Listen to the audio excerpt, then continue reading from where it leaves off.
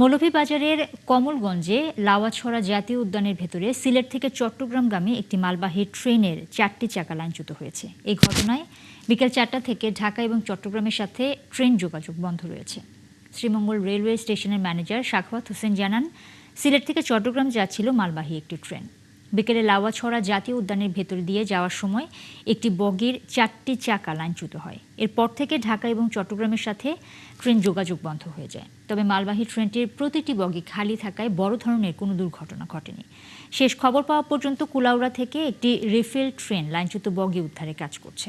তখন আমার বানুগাছ বড় মাস্টারে ফোন দিছ যে হানান গাড়ি এইখানে বলে ছয় বগি না 5 বগি পড়ে গেছে। ৬৭ নম্বর ব্রিজ অতিক্রম হলে দেখা যায় রাস্তা চাকা থেকে ধোঁয়া উঠতেছে।